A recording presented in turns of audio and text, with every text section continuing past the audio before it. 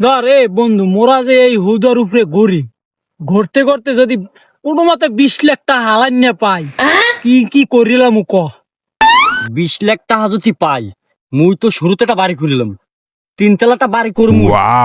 এ মোরা হইলে দুই বন্ধু এক লগে থাক মাঝি, মুই তোর বাড়ি টাড়ি করবো না।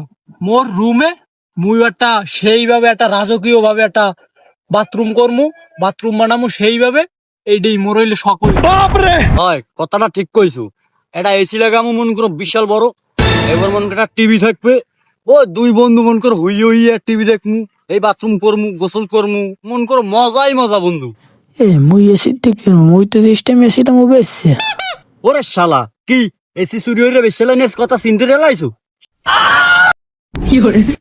কি রে বন্ধু, এ কথাটা তুই শুনলি কেমন? আমি তো মনে মনে কইছি।